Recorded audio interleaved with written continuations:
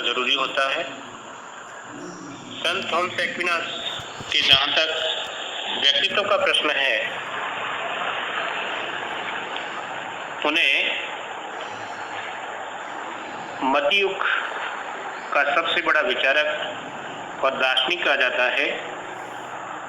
ये एक ऐसा दिग्गज महान चिंतक है जिनकी विचारधारा में सामाजिक, राजनीतिक, आध्यात्मिक विचारधाराओं का इस तथ्य के साथ समन्वय है कि सब कुछ भगवान का है, लेकिन उसके साथ वे अरस्तु के जो सिद्धांत है उनको भी आत्मसात करता है। और कुछ विद्वान ये मानते हैं कि थॉमस में अरस्तु पुनर्जीवित हो गए हैं और यूरोपियन विचारधाराओं को थॉमस एक्विनास ने आत्मसात कर लिया है। आधुनिक राजनीति का प्रातःकाल का श्रेय मैकियावेली को दिया जाता है और यह भी कहा जाता है कि सेंट थॉमस प्राचीन और मध्य युग का समन्वय करने वाला एक बक्सुआ है जो दोनों कालखंड को जोड़ता है। थॉमस एक्विनास के समन्वयवाद के कारण मध्य युग और आधुनिक युग का एक सुंदर समन्वय देखने को मिलता है।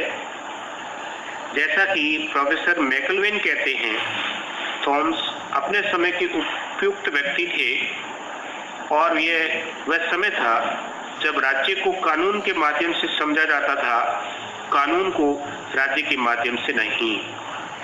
अर्थात उनकी राजनीतिक विचारधारा का, थॉमस एक्विनास की राजनीतिक विचारधारा का मूल जो मंतव्य है वो कानून है और कानून की प्रकृति है। डॉक्टर फॉस्टर के शब्दों में एक्विनास संसार के महानतम दार्शनिकों में से एक हैं और उनका कार्य समन्वय का रहा है। अर्थात उनके पूर्व जो बिखरे विचार थे, अलग अलग जो भूमिकाएं थी, उनको संगठित करने का सुंदर समन्वय एक्विनास ने किया। संत थॉमस एक्विनास सामंत घराने के व्यक्ति थे जिन्होंने शाश्वत की खोज में भौतिक सुखों को लात मार दी। उनका जन्म 1225 ईस्वी में रोकेशोका नामक स्थान पर, जो रोम और नेपल्स के बीच पड़ता है, हुआ था।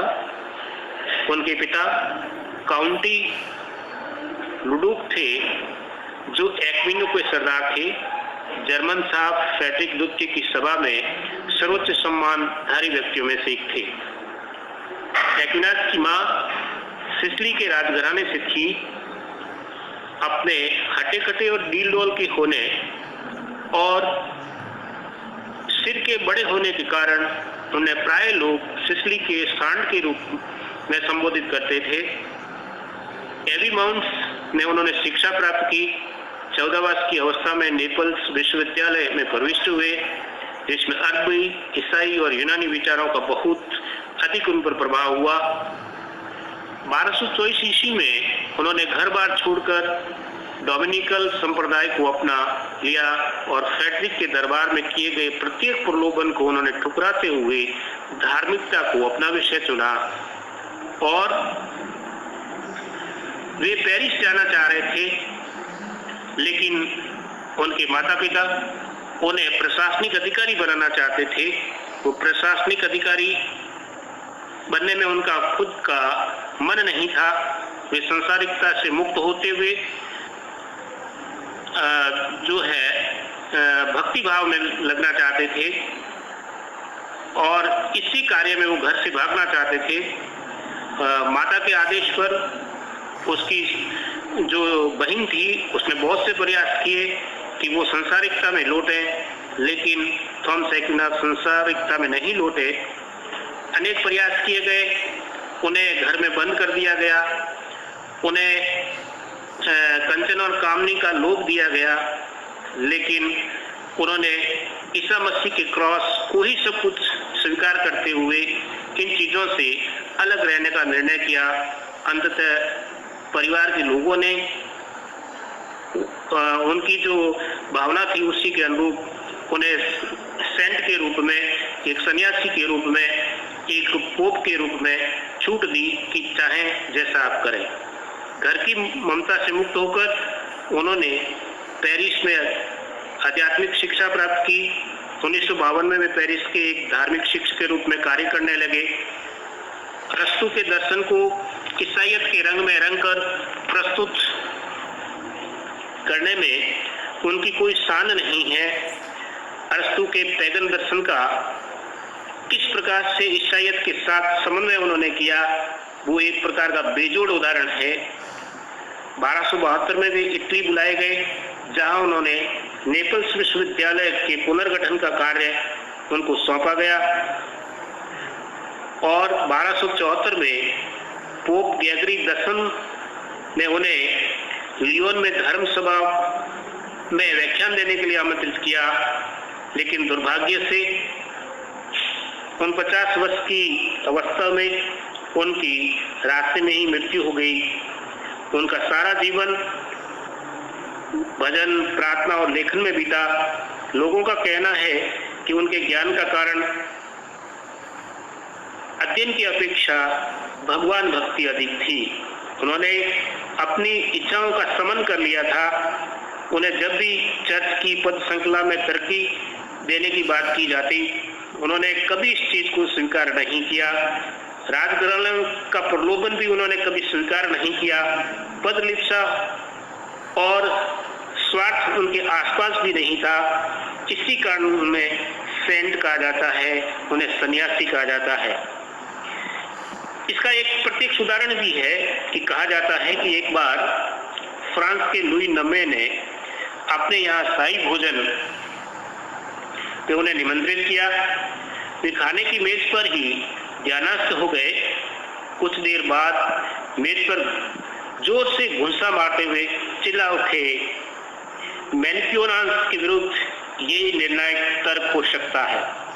लोगों ने उन्हें ध्यान दिलाया कि वे फ्रांस के राजा के साथ खाने की मेज पर है, कहीं धार्मिक विवादों में या धार्मिक विमर्श में नहीं है। इस प्रकार वो एक अपने आप में तल्लीन रहने वाले सेंट थे और उन्होंने अपने राजनीतिक चिंतन के अंदर जो ईसाइयत का चिंतन था वो और अरस्तू का जो यूनानी चिंतन था उसका जबरदस्त मेल करते हैं। और एक्विनास के विचारों में सबसे प्रमुख और सबसे प्रभावी जो विचार है वो उसके कानून संबंधी विचार है। और इन कानून संबंधी विचारों में उन्होंने अरस्तू, सिसरो, स्टोइक्स, आगस्टाइन, रोमन विधि शास्त्रियों का जबरदस्त समन्वय किया। उस समय जो कानून जो था उसमें दो तथ्य महत्वपूर्ण थे। यूनानी विचारधारा के अनुसार कानून विवेक बुद्धि के परिणाम है, यह किसी व्यक्ति विशेष की इच्छा की अभिव्यक्ति नहीं है।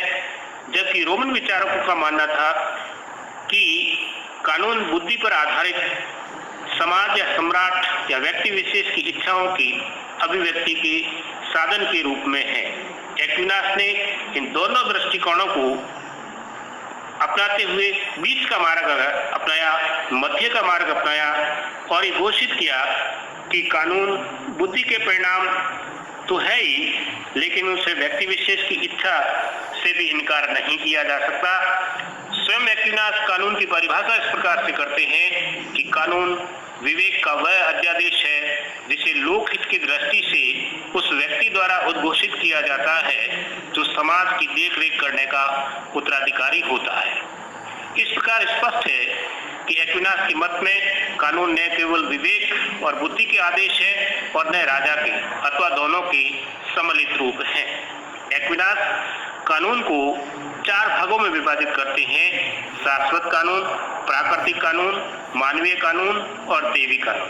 शाश्वत कानून वे कानून हैं जो ईश्वरीय विवेक के प्रतीक हैं, समस्त दृष्टि एवं कानून के अनुसार निर्मित है और सारी सृष्टि जो है वो इसके अधीन है। लेकिन मानवीय बुद्धि अपने आप में परिपूर्ण नहीं है, इसलिए समझ नहीं पाती। परिणाम स्वरूप एक्विनास कहते हैं, प्राकृतिक कानून के माध्यम से ईश्वर इन्हें परिचित कराता है। प्राकृतिक कानून, इस कानून के द्वारा मनुष्य भले और बुरे, सत और असत में भेद करता है। सत्य की प्राप्ति असत से निर्वृत्ति की ओर उन्मुख होना होता है। कानून की उत्पत्ति शाश्वत कानून से होती है।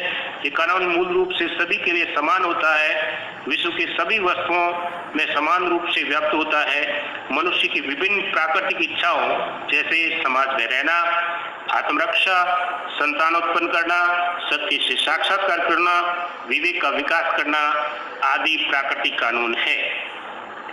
जहाँ तक एक्विनास के मानवीय कानून का प्रश्न है, इस संबंध में एक्विनास कहते हैं कि ये मनुष्य द्वारा समाज में शांतिपूर्ण जीवन बनाए रखने के लिए बनाई गई दंड की व्यवस्थाएं हैं।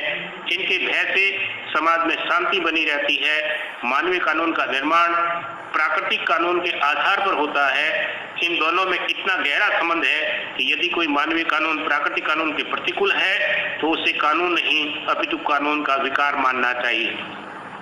कानून के चौथे रूप या प्रकार के रूप में एक्विनास कहते हैं कि दैवीय कानून मानव जीवन का जो उद्देश्य होता है वह संसारिक सुख की प्राप्ति मात्र ही नहीं है, बल्कि पारलौकिक सुख प्राप्त करना भी है, जो आत्मिक सुख प्रदान करता है। मनुष्य का उद्देश्य दैविक कानून के माध्यम से पूर्ण होता है। इस कानून का निर्माण क्रांति के द्वारा होता है, जिसे बाद में धर्म ग्रंथों में लिपिबद्ध कर दिया जाता है। इसका पालन करके मनुष्य पूर्णता अपूर्णता से पूर्णता की ओर अग्रसर होता है, चरम आनंद की प्राप्त करता है। यह प्राकृतिक कानूनों के विरुद्ध नहीं है। इस प्रकार कानून के जो चार रूप एक्विनास ने माने हैं वे एक श्रृंखलाबद्ध है।